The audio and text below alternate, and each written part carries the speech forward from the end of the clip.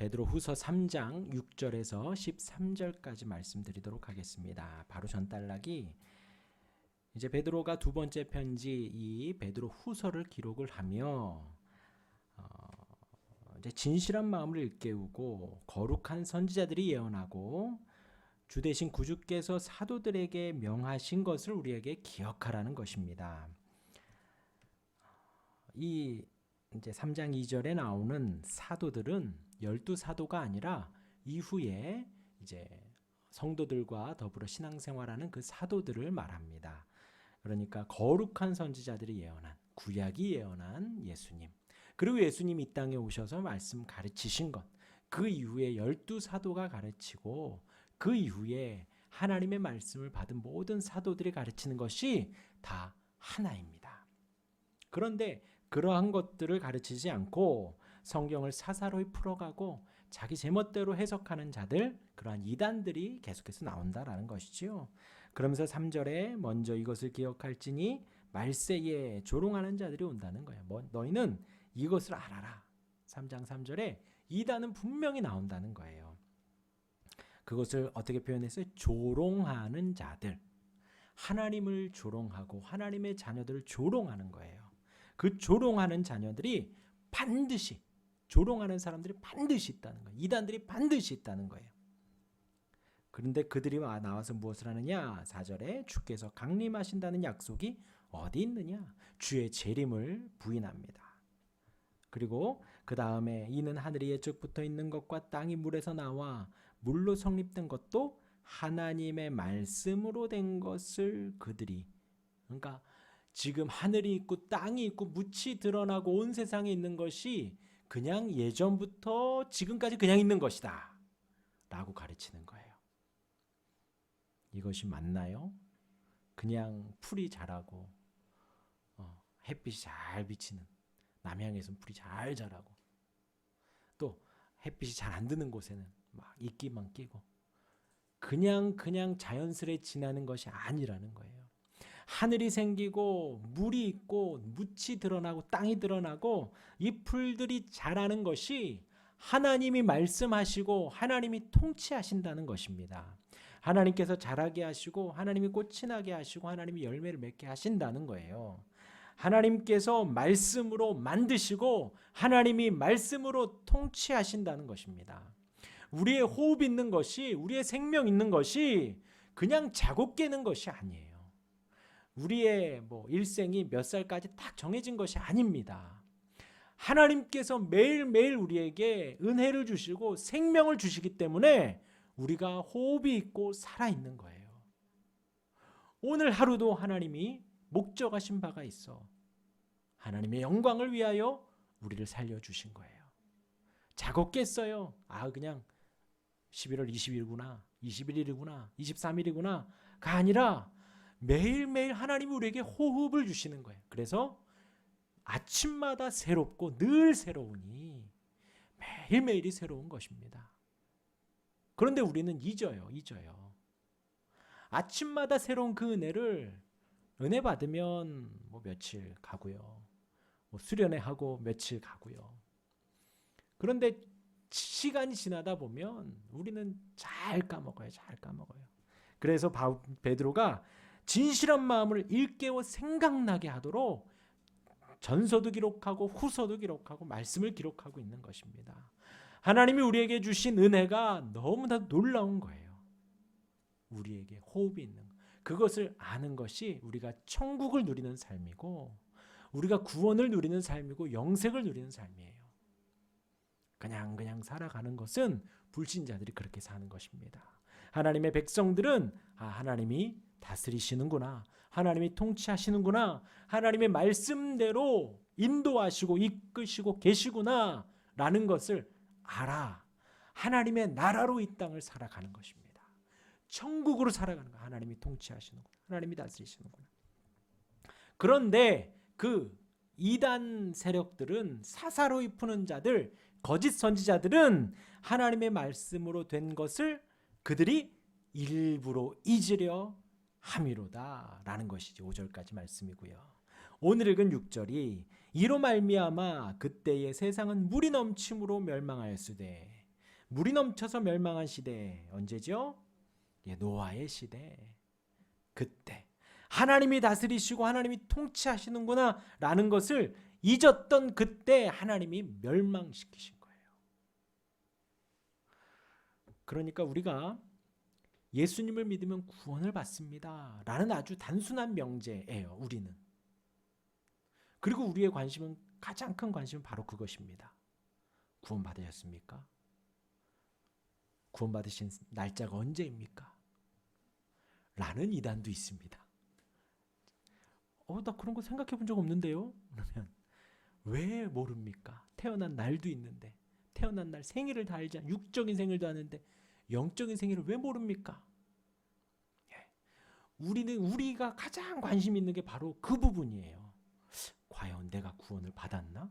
구원을 못 받았나? 예수님 믿으면 구원 받는데 내 인생은 왜 이러지? 구원을 받았나? 우리가 가장 관심 있는 건 그것입니다.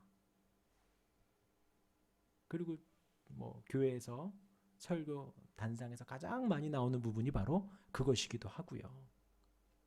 그런데 성경은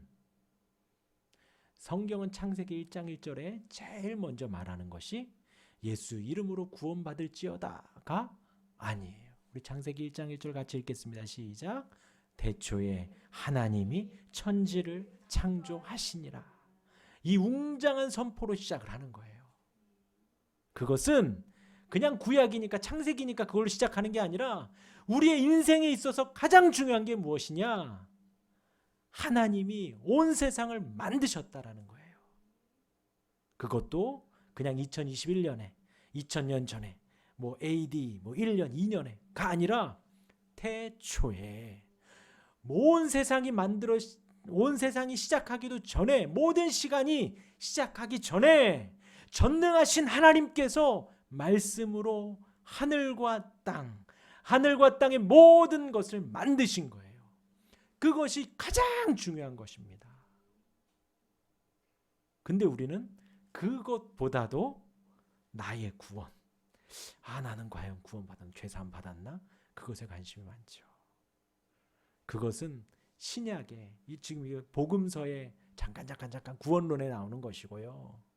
하나님이 우리 인생에 있어서, 우리 삶에 있어서 사람에게 가장 중요하다고 하는 것이 무엇이냐? 그것을 하나님의 러브레터 성경의 1장 1절에 기록하신 거예요.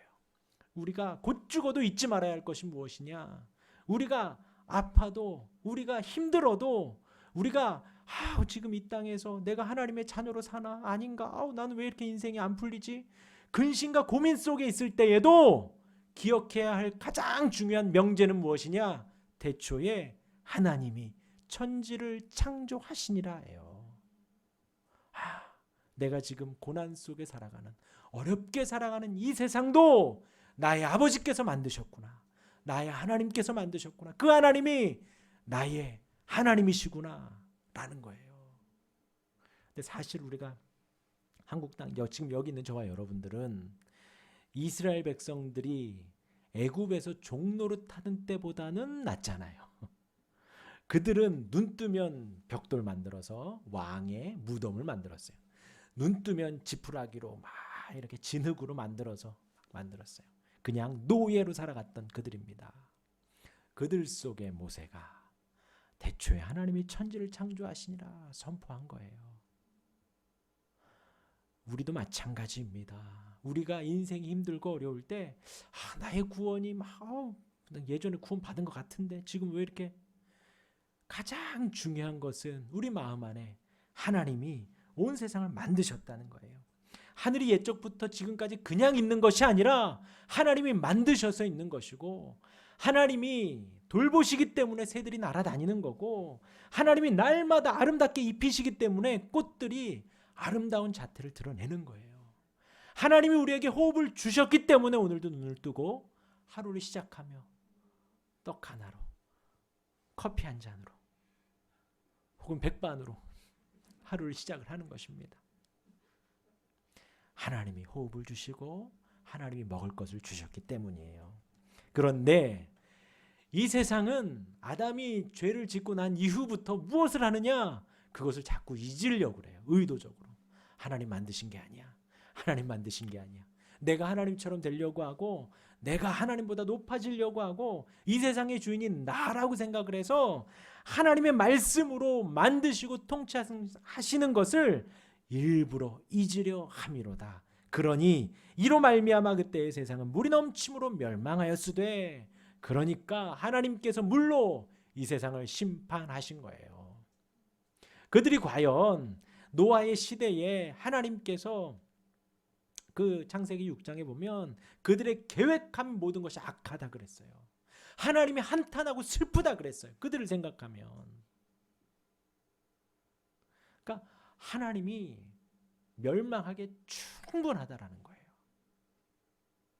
충분하다.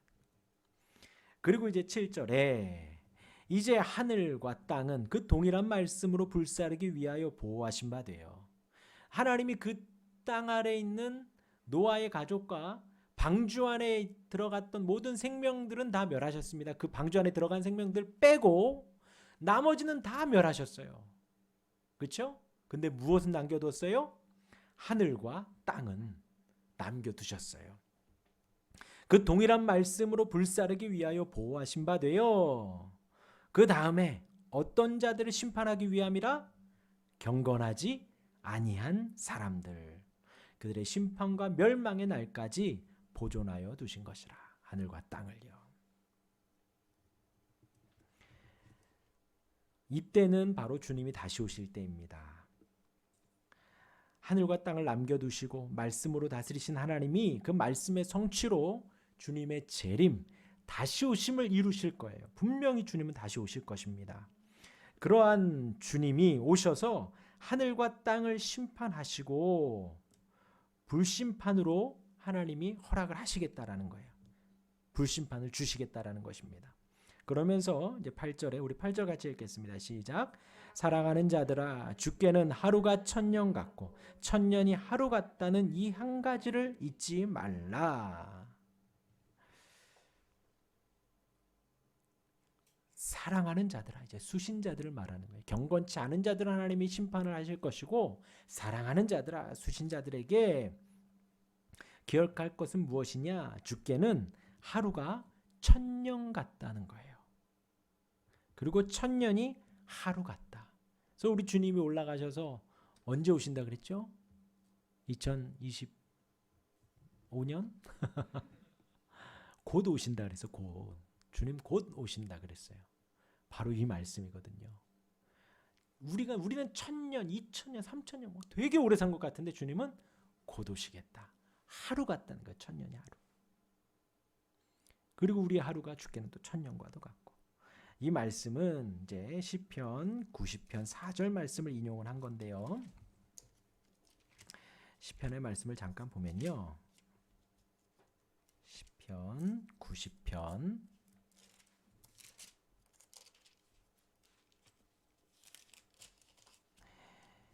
1절에 보면 이제 모세의 기도라고 나오는데 주여 주는 대대에 우리의 거처가 되셨나이다. 모세가 주님이 우리의 거처가 되고 주님이 우리의 집이 된다라고 고백을 하는 거예요. 할렐루야. 오직 주님만이 우리의 영원한 안식처입니다. 그렇죠? 저 가끔 여기 이제 저희는 행동 반경이 넓지 않습니다. 여기 유보라에서부터 저기 중흥까지밖에 안 돼요. 저희 행동 반경은. 여기 갔다가 저기 갔다 저기 갔다 여기 갔다. 가끔 저기 뭐 새마을 공고나 한식 뷔페 좀 가고요. 삼송역 넘어가는 거는 그리 많지 않습니다. 요렇게 다니면은 뭐 그래도 차로 다녀요. 차로 다니는데 차가 뭐 별로 안 막혀요. 막힐 일이 없습니다. 근데 가끔 뭐 서울을 나가거나 가끔 뭐 저기 남양주를 가거나 하면 갑갑해요.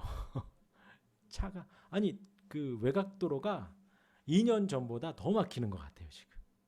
저기 구리 IC에서부터 여기 통일로 IC까지 오는데 엄청 막혀요. 한 4시, 오후 4시, 5시, 6시 되면 막 막힙니다. 쭉 막혀서 막 힘들게 운전하고 오다가 통일로 IC 딱 나오고 이렇게 신원동 지나서 삼성역 딱 오면 집에 왔다. 드디어 왔다. 안식처. 우리가 집을 생각하면 편안한 안식처. 홈, 스위트 홈이에요. 편안한 안식처를 생각을 합니다. 근데 지금 모세가 무엇을 고백하느냐? 우리의 그 거처가 누구냐? 하나님이시라는 거예요. 주여 주는 대대에 우리의 거처가 되었나이다. 모세 지금 광야에서 이스라엘 백성들을 이끄는 그 모세가 그렇게 고백을 하는 겁니다. 집도 없고 뭐 이렇게 건물도 없는데요. 그냥 텐트 치고 하나님이 불기둥, 구름기둥으로 가라 하면 가고 서라 하면 서고 텐트 쳤다가 걷었다가 쳤다가 그렇게 살아가는 모세가 뭐라고 고백을 하느냐? 주님이 우리의 거처가 되십니다. 주님이 우리의 안식처이십니다. 내가 편안히 누워서 잠잘 곳은 주님이 계신 곳입니다. 라는 거예요. 주님만이 우리의 거처가 되길 바랍니다. 2절에 산이 생기기 전 땅과 세계도 주께서 조성하시기 전 영원부터 영원까지 주는 하나님이십니다. 계속해서 주를 높이고 있죠. 영원부터 영원까지. 그러니까 모세가 이걸 하나님이 영원하다. 그렇기 때문에 이 시간의 개념을 두지 않는 거예요. 영원 전에도 주님은 계셨고 영원 후에도 주님은 계시다는 거예요. 근데 우리의 인생은 요 뒤에 또 나오지만 70, 80이거든요. 오래 살아요. 90이고요. 그런데 우리 주님은 영원부터 영원까지 계시다는 겁니다. 그리고 3절에 주께서 사람을 어디로? 티끌로. 표현이 정말 무릎을 탁 치게 만들죠. 요 옆 동네만 가도 이 티끌이 많습니다. 그렇죠? 옆 동네 벽제만 가도 이렇게 밥 공기밥을 겹어놓은 거 많잖아요. 다 흙으로 돌아갔잖아요. 우리의 인생이 사람을 티끌로 돌아가게 하시고 말씀하시기를 너의 인생들은 돌아가라 하셨나요? 그리고 이제 4절에 오늘 인용한 말씀이 나옵니다. 같이 읽습니다. 주의 목전에는 천년이 지나간 어제 같으며 밤의 한순간 같을 뿐이니이다. 모세가 그 하나님을 지극히 높이고 있는 거예요. 뭐 7, 80년 사는데 1000년을 고백하잖아요. 1000년을. 1000년이 지나간 어제와도 같이 일하시는 분이 하나님이십니다. 그리고 5절에 주께서 그들을 홍수처럼 쓸어 가시나이다. 그들은 잠깐 자는 것 같으며 아침에 돋는 풀 같으니이다. 우리의 인생이 그렇다. 주님이 쓸어 가시면 쓸어갈 수밖에 없고 우리의 인생은 풀과 같이 그렇게 미천하다.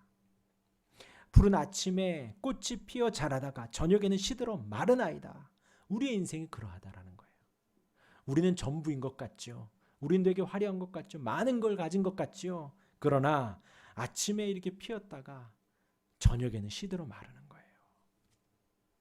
이게 지금 이런 꽃이에요. 이런 꽃. 뿌리도 없고요. 툭 꺼져서 꽂아. 점점 마르고 있어요. 마르고 있어요. 우리의 인생이 그렇다는 거예요. 그러면서 7절에 하나님의 그 위대함을 또 고백을 합니다. 우리는 주의 노에 소멸되며 주의 분내심에 놀라나이다. 그러니까 하나님이 화내시고 하나님이 분내시면 우리는 감당할 수 없다는 거예요. 그 주님의 노와 주님의 분내심을 막아주시는 분이 바로 예수 그리스도입니다.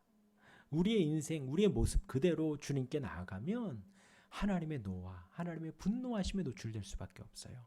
그런데 하나님과 우리 사이 중보자, 하나님과 우리 사이를 화해시켜 주신 분이 바로 예수 그리스도라는 거예요. 우리의 연약함과 우리의 부족함을 보혈로 다 덮어주시고 우리의 하나님 앞에 분을 일으키고 노를 일으키시는 그 모든 것을 주님이 감싸 안아주셨기 때문이지요. 그래서 8절에 주께서 우리의 죄악을 주의 앞에 놓으시며 우리의 은밀한 죄를 주의 얼굴빛 가운데 두셨나이다. 우리의 모든 날이 주의 분노 중에 지나가며 우리의 평생이 순식간에 다하였나이다. 그리고 이제 10절에 또 나오는 거예요. 우리의 연수가 70이요 강건하면 80이라도 그 연수의 자랑은 수고와 슬픔뿐이요. 그렇게 살아도 뭐가 있다는 거예요? 수고할 수밖에 없다는 거예요. 슬픔뿐이라는 거예요. 신속히 우리가 날아가나이다. 신속히 간다는 거죠. 신속히.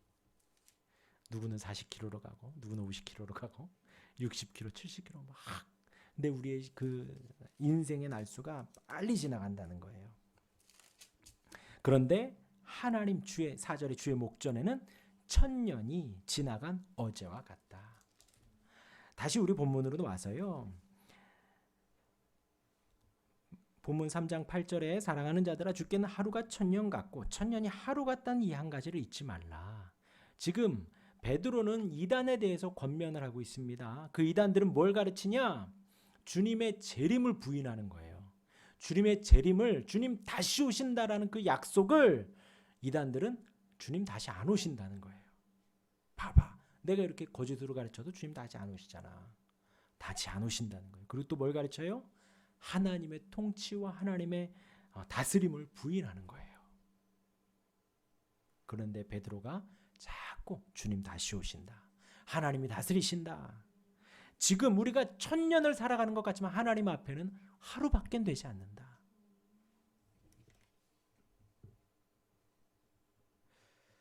그리스도의 재림은 인간의 시간 개념에 의존하지 않고 하나님의 영원한 경륜에 달려 있는 것입니다. 하나님의 시간과 우리의 시간은 달라요. 그래서 2000년 전에 주님이 십자가에 달려 돌아가셨지만 그 2000년 전의 사건이 우리에게도 적용이 됩니다. 그리고 그 2000년 전에 모든 하나님의 백성들에게 그 주님의 보혈의 은혜가 적용이 되는 거예요. 시간의 개념이 우리와는 다른 겁니다.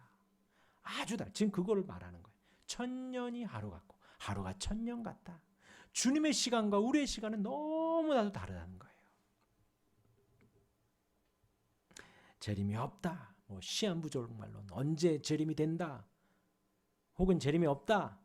그것에 대해서 주님이 지금 베드로가 정확하게 이야기를 하고 있는 것입니다. 그러면서 하나님의 위대하심. 하나님은 당장 내일이라도 1000년, 2000년이 지나도 당장 내일이라도 하루 지난 것처럼 다시 오시고 심판을 하실 수 있다는 것입니다. 그러면서 9절에 주의 약속은 어떤 이들이 더디다고 생각하는 것 같이 더딘 것이 아니라 오직 주께서는 너희를 대하여 오래 참으사 아무도 멸망하지 아니하고 다 회개하기에 이르기를 원하시느니라. 지금 주님의 그 심판이, 주님의 다시 오심이 더디다고 생각을 한다면 그것은 더딘 것이 아니라는 거예요. 더딘 것이 아니라 뭐라고요? 주님이 오래 참으시는 거예요.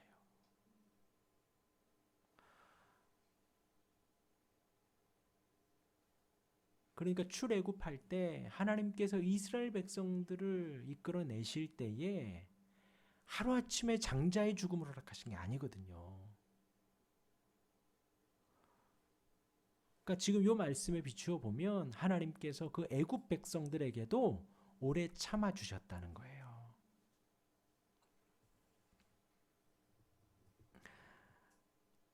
왜 이렇게 더디지? 왜 이렇게 늦지? 할 때가 주님이 오늘도 나를 참아 주시는구나.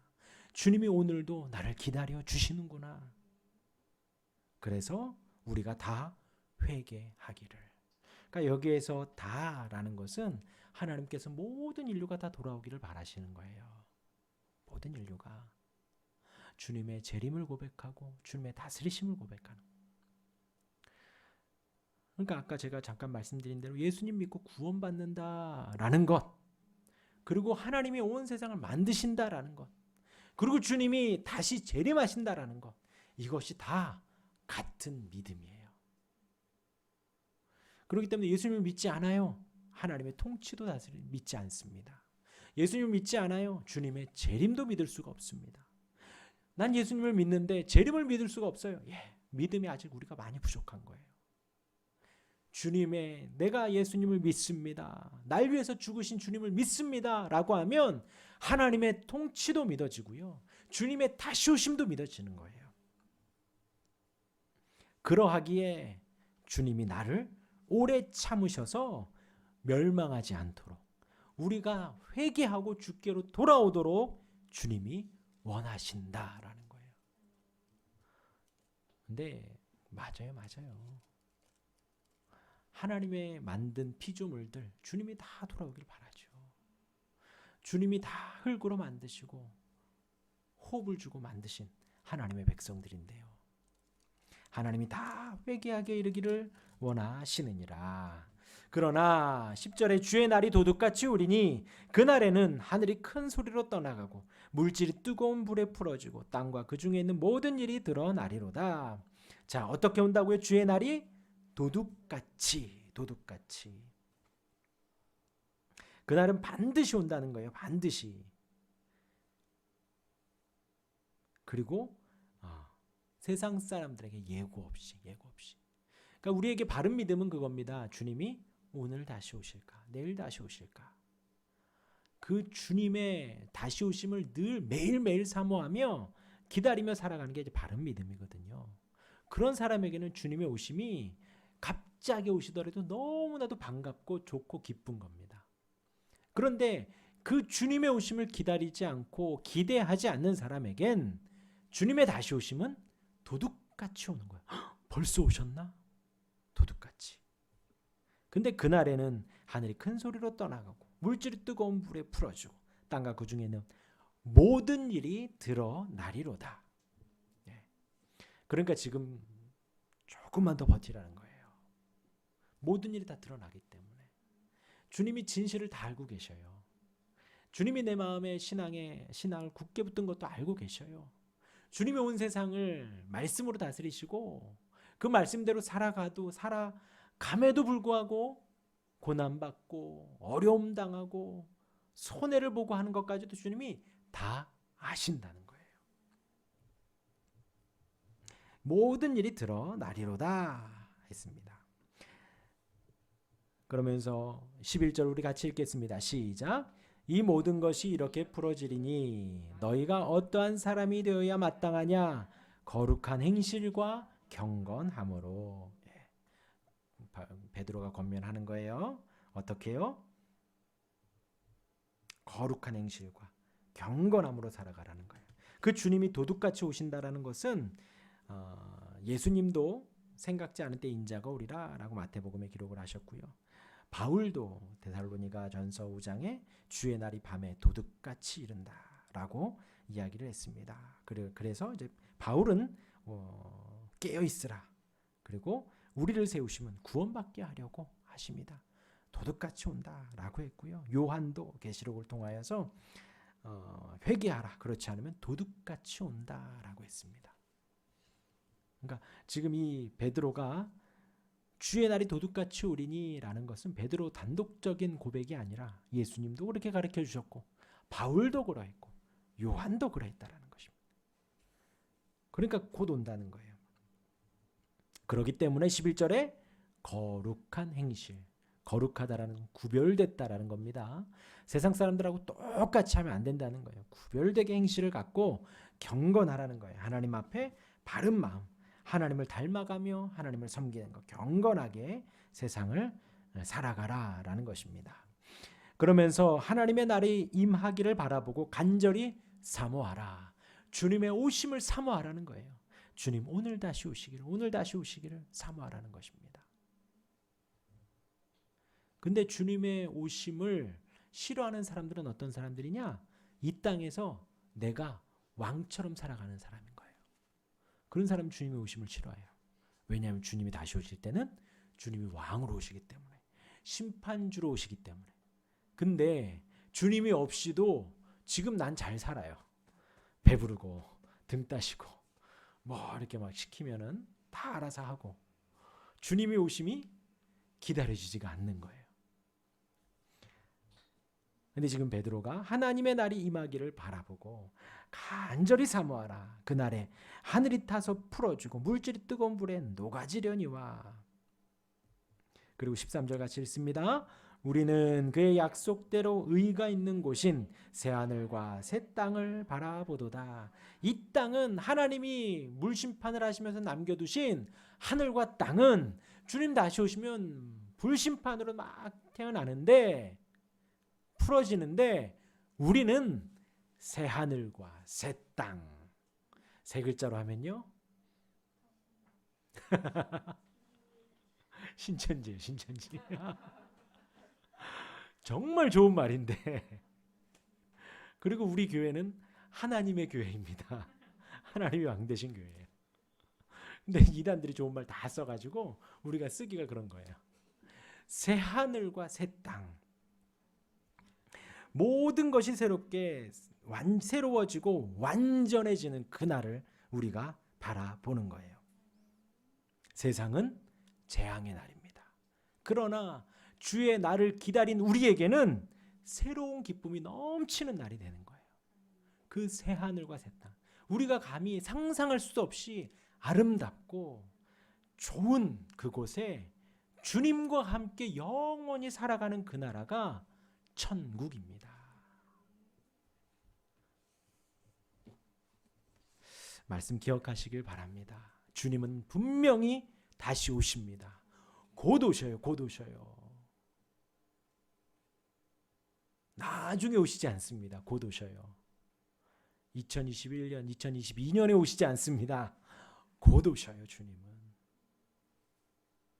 기억하시고 오늘 하루를 거룩한 행실과 경건함으로 주님의 오심을 사모하며 새하늘과 새 땅을 바라며 기쁨으로 살아가는 저와 여러분들 되기를 주님의 이름으로 축원합니다. 아멘.